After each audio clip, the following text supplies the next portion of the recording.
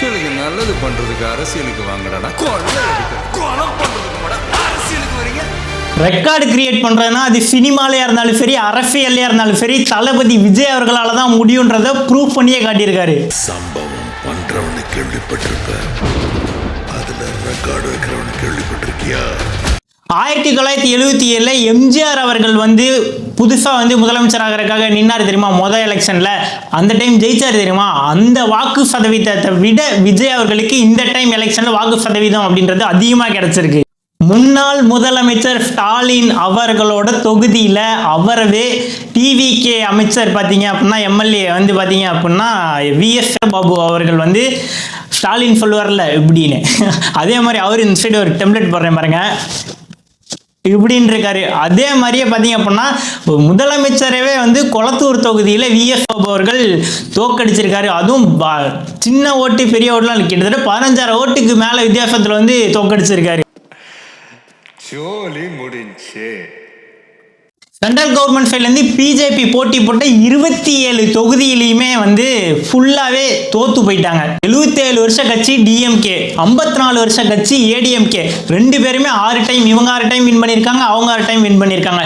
இந்த 2 திராவிட கட்சிகளையுமே வந்த 2 வருஷத்தில் மொதல் டைமாக ஆட்சியை பிடிக்க போகிறாரு தளபதி விஜய் அவர்கள்.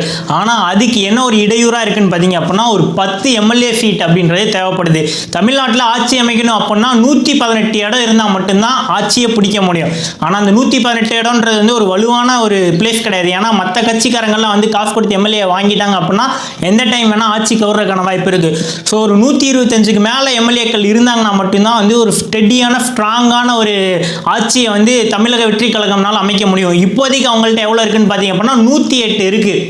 இன்னும் அவங்களுக்கு தேவைப்படுறது எவ்வளோன்னு பார்த்தீங்க அப்படின்னா 10 எம்எல்ஏ சீட். ஆனால் அந்த 10 எம்எல்ஏ சீட் அப்படின்றது அவங்களுக்கு 10 சொல்லப்போனால் இன்னும் அவங்களுக்கு அதிகமாக வேணும். ஸோ என்ன பண்ணுவாங்க அப்படின்னா, கூட்டணி பேச்சுவார்த்தைக்காக மற்ற கட்சி தேடி போவாங்க. அது யாராக வேணா இருக்கலாம், அதிமுகவாக இருக்கலாம், பிஜேபியாக இருக்கலாம், காங்கிரஸாக இருக்கலாம், விசிகாவாக இருக்கலாம், பாமகவாக இருக்கலாம், தேமுதிகவாக இருக்கலாம், கம்யூனிஸ்டாக இருக்கலாம், மதிமுகவாக இருக்கலாம். இந்த மாதிரி கட்சிகள்லாம் எந்தெந்த கட்சியெல்லாம் வின் பண்ணியிருக்கோம் அந்தந்த கட்சிகள்கிட்ட எல்லாத்துலையும் போய் பேசி, இந்த மாதிரி நாங்கள் தான் மெஜாரிட்டி வச்சுருக்கோம், எங்கள் கூட வாங்க, நீங்கள் வந்தீங்க அப்படின்னா ஆல்ரெடி அவர் சொல்லியிருக்காரு, எங்கள் கூட யார் வராங்களோ அவங்களுக்கு ஆட்சியிலையும் பங்கு அதிகாரத்துலையும் பங்குன்னு சொல்லியிருக்காரு. ஸோ அதே மாதிரி எந்த கட்சிக்காரங்களாம் விஜய் அவர்களோட ஜாயின் பண்ணுறாங்களோ அவங்களுக்கு பார்த்தீங்க அப்படின்னா ப்ளஸ் பாயிண்ட்னே சொல்லணும்.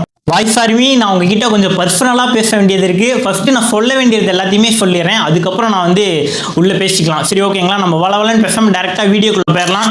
ஐ எம் வெற்றி, உங்களை வாய்ஸ் ஆஃப் வெற்றி சேனலுக்கு வரவேற்கிறேன். யுனைடெட் ஃபார் ட்ரூத், உண்மை அறிய வாருங்கள்.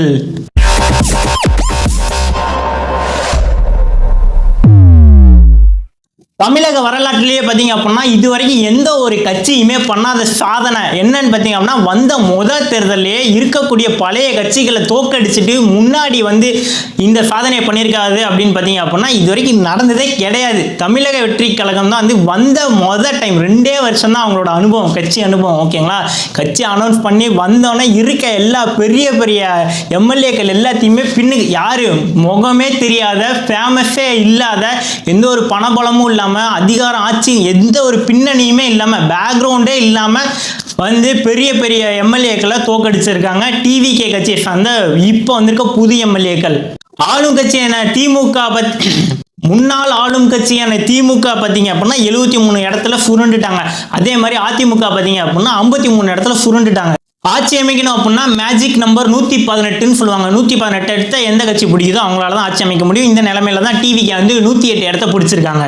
இந்த 10 சீட் அவங்களுக்கு தேவைப்படுது இல்லையா, 108லேருந்து 118 சீட். இந்த விஷயம் தான் தமிழக அரசியல் காலத்தை எந்த மாதிரி மாற்ற போகுது அப்படின்றது எல்லாமே நம்ம வெயிட் பண்ண பார்க்க வேண்டிய ஒரு விஷயம். இதை பற்றி ஃபுல்லாக பேசுவோம்.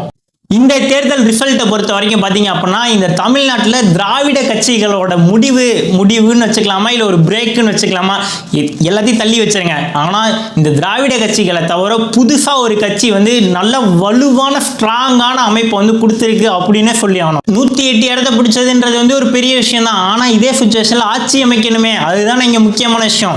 இந்த ஆட்சி அமைக்கிறதுக்கு விஜயோட கை கோக்க போகிறது யாரு?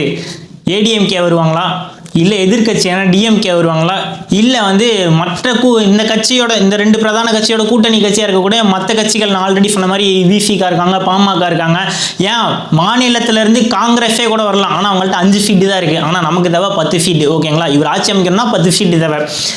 அது அங்கே அவர் வந்தாலும் வந்து ஒரு மிகப்பெரிய சப்போர்ட்டு சென்ட்ரல் கவர்மெண்ட் சைட்லேருந்து விஜய் அவர்களுக்கு கிடச்சின்னு வச்சுக்கோங்களேன், முடிஞ்சு. தமிழ்நாட்டில் வந்து இவரோட லெவல் வந்து எங்கேயோ போயிடுச்சுன்னு தான் சொல்லணும். அப்படி உள்ள காங்கிரஸ் வந்தாங்கன்னா செம்மையாக இருக்கும். சரி, அடுத்து பார்த்தீங்க அப்படின்னா இந்த பாமக இருக்காங்க, விசிகா இருக்காங்க, அப்புறம் தேமுதிக இருக்காங்க, இந்த மாதிரி ஒரு சில கட்சிகள்லாம் இருக்காங்க. இவங்களில் யார் வந்து ஹெல்ப் பண்ண போகிறாங்க, இல்லை விஜய் அவர்கள் போய் சந்தித்து யார்கிட்ட உதவி கேட்க போகிறாரு அப்படின்றத ஒரு மில்லியன் டாலர் கொஸ்டின். ஃபர்ஸ்ட் பார்த்தீங்க அப்படின்னா டிஎம்கேல வந்து இந்த கூட்டணி கட்சிகளில் காங்கிரஸ் வந்து 5 இடத்த பிடிச்சிருக்காங்க, விசிகா 2 இடத்த பிடிச்சிருக்காங்க, கம்யூனிஸ்ட் கட்சி 2 இடத்த பிடிச்சிருக்காங்க, அப்புறம் மதிமுக 1 இடத்த பிடிச்சிருக்காங்க. இவங்கள்ட்டே வந்து 10 சீட் வந்துருச்சு. ஏடிஎம்கே சைடில் போனோம் அப்படின்னா பாமக கிட்ட 5 சீட் இருக்குது, தேமுதிக 1 சீட் இருக்குது, அப்புறம் பிஜேபி கிட்ட 3 சீட் இருக்குன்னு நினைக்கிறேன். எனக்கு சரியாக தெரியல. தேர்தல் ஆணையம் வந்து பார்த்தீங்க அப்படின்னா இந்த டிவியில் ரிசல்ட் அடிக்கடி மாறிட்டே இருக்குது. ஸோ என்னால் சரியாக சொல்ல முடியல. ஸோ இந்த மாதிரி ஆப்ஷன்லாம் விஜய் அவர்கள்ட்ட இருக்குது. இந்த மாதிரி ஆப்ஷனில் இந்த கூட்டணி கட்சிகள்கிட்ட, அதாவது இந்த 2 பிரதான கட்சி இருக்காங்களே டிஎம்கே ஏடிஎம்கே, இவங்கள்ட்ட இருக்க இந்த கூட்டணி கட்சிக்கிட்ட போய் விஜய் அவர்கள் பேச்சுவார்த்தை நடத்தி என் கூட வந்து சேர்ந்துக்கோங்கன்னு சொல்லிட்டு அவங்களோட கூட்டு முயற்சி மூலயமா இவர் ஆட்சி அமைச்சார் அப்படின்னா அது வந்து ஒரு தற்காலிக ஆட்சியாக தான் அமையும். ஏன் அப்படின்னா யாரை வேணா எப்போ வேணா எந்த எம்எல்ஏ வேணா கட்சிக்காரங்க காசு கொடுத்து விஜயை வந்து ஆட்சிக்கு வரக்கூடாதுன்னு நினைக்கிறவங்க வந்து காசு கொடுத்து வாங்குறதுக்கான வாய்ப்பு இருக்குது. ஸோ இது வந்து ஒரு தற்காலிக தீர்வாக தான் இருக்கும். நிரந்தர தீர்வாக என்ன பண்ணணும் அப்படின்னு பார்த்தீங்க அப்படின்னா வேற வழியே இல்லை, ஏடிஎம்கே கூட கை கோர்த்தா மட்டும்தான் வந்து விஜய் அவர்களால் ஒரு ஸ்ட்ராங்கான காலை வந்து பதிக்க முடியும். ஆனால் ஒரு கண்டிஷன் என்ன அப்படின்னா விஜய் அவர்கள் புதுசாக வந்திருக்காரு. ஏடிஎம்கேல எடப்பாடி அவர்கள் ஆல்ரெடி முதலமைச்சராக இருந்திருக்காரு. ஸோ இந்த சுச்சுவேஷனில் வந்து அவர் என்ன டிமாண்ட் வைக்கிறாரோ அதை வந்து விஜய் கேட்க வேண்டிய சுச்சுவேஷனுக்கு விஜய் அவர்கள் தள்ளப்படுவார். இது எந்த அளவுக்கு கரெக்டாக வரும் அப்படின்றது போக போக தான் தெரியும். இந்த 10 சீட் அப்படின்றது தான் வந்து விஜய் அவர்கள் சட்டமன்றத்தில் போய் புதிய சட்டத்தை ஏற்றுறதுக்கும் தமிழ்நாட்டில் வந்து ஒரு நல்ல தலைவராக இன்னும் இப்போ மட்டும் கிடையாது, இந்த 5 வருஷம் மட்டும் கிடையாது, இன்னும் ஃபியூச்சரில் அடுத்த 50 வருஷத்துக்கு ஆன தலைமுறைக்கான தேர்தல்னு சொன்னார்ல, அந்த மாதிரி அடுத்த 50 வருஷத்துக்கு ஒரு ஸ்ட்ராங்காக நிற்கணும் அப்படின்னா ஃபஸ்ட்டு முதல்ல அவர் இப்போ ஆட்சி அமைக்கணும். அப்படின்னா மட்டும்தான் இது எல்லாமே நடக்கும். சரி, ஓகே, இவ்வளோ நேரம் வந்து நம்ம விஜய் அவர்களுக்கு 10 சீட் இருக்குது தேவைப்படுது, அது போய் யார்கிட்ட வாங்குறாரோ அவர் பேசி முதலமைச்சர் ஆயிடலாம் அப்படின்ற மாதிரி பேசணும். அந்த எல்லாத்துக்கும் கொஸ்டின் என்னன்னா இவருக்கு மேலே எவ்வளோ நாள் டைம் இருக்கும், அந்த காலக்கெடுன்னு எதாவது இருக்கா, என்ன ப்ராசஸ் அடுத்து போகும் அப்படின்றத ஒரு முக்கியமான கொஸ்டினாக இருக்கும். விஜய் அவர்கள் ஃபஸ்ட்டு என்ன பண்ணணும் அப்படின்னா இதுக்கு வந்து எந்த ஒரு டைமுமே கிடையாது. விஜய் அவர்கள் வந்து எவ்வளோ நேரம் வேணால் எவ்வளோ நாட்கள் வேணாலும் டைம் எடுத்துக்கலாம். பட் வந்து ஏன்னா வெற்றி வந்து அவர்கிட்ட போயிடுச்சு, மெஜாரிட்டி அவர்கிட்ட தான் இருக்குது, இனிமேல் வந்து அவர் தான் முடிவு எடுக்கணும்.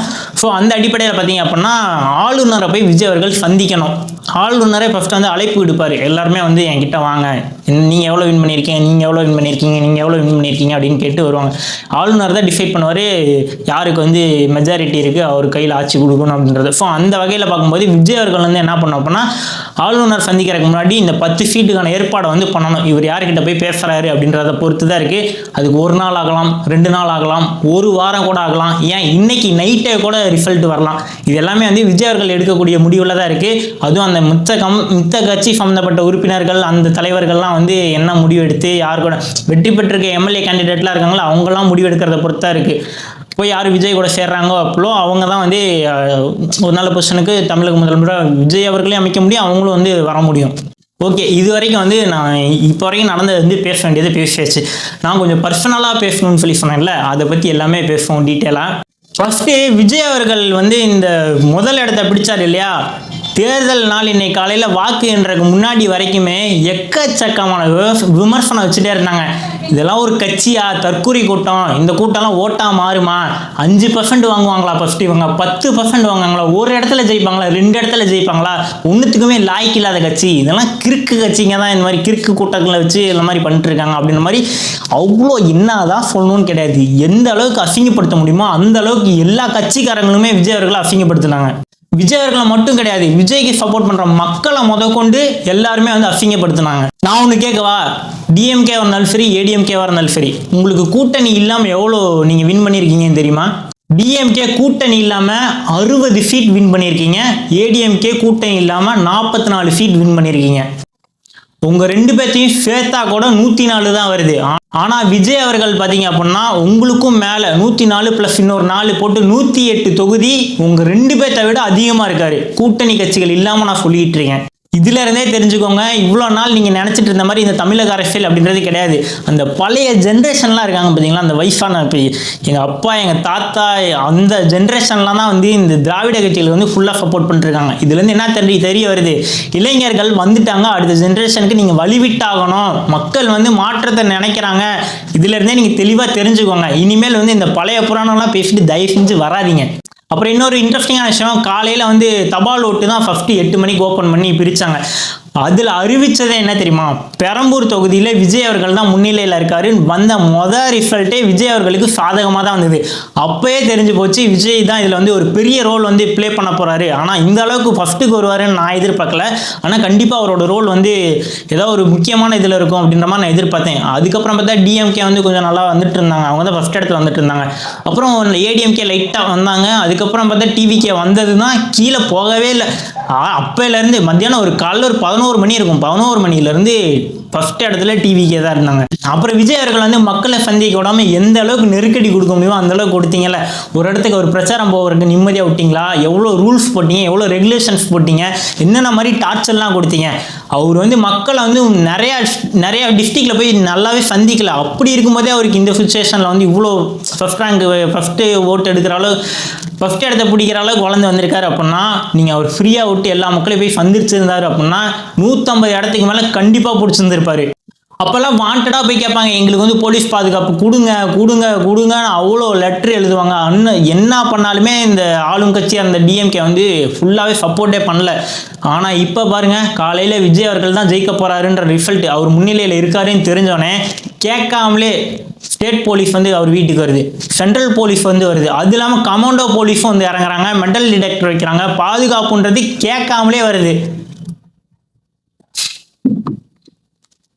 அப்புறம் எல்லாரும் என்ன சொன்னாங்க அப்படின்னா, இது வந்து ஒரு புது கட்சி, இதில் இருக்க வேட்பாளர்களோட முகம் கூட யாருக்குமே தெரியாது, பேர் கூட யாருக்குமே தெரியாது, அப்புறம் எப்படி இவங்கெல்லாம் ஜெயிப்பாங்க, அதனால இந்த கட்சியில் தோத்துரும் அப்படின்ற மாதிரி சொன்னாங்க. இன்றைக்கி வந்து இந்த சர்க்கார் படத்தில் வரும், என் தலைவனோட முகம் தான் பிராண்டே எங்களுக்கு, அது ஒன்று இருந்தால் போதும், அதை வச்சு நாங்கள் ஒரு நாய்க்கூட ஜெயிக்க வைப்போம் அப்படின்ற மாதிரி அந்த படத்தில் வரும். யாரும் சீரியஸாக எடுத்துக்க வேணாம், அந்த டைலாக் வந்து படத்தில் வர டைலாக், ஓகேவா? சேம் அதே கான்செப்ட் தான். விஜய் அவரோட ஒத்த முகம் தான். உண்மையாக சொல்ல போனால் வேட்பாளர்கள் யாருக்குமே வந்து வேட்பாளர்கள் இவங்க தான் தெரிஞ்சு போய் யாருமே ஓட்டு போட கிடையாது.